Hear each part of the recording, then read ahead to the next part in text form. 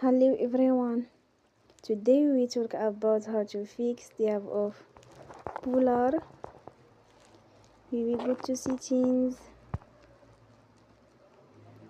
then we click on apps.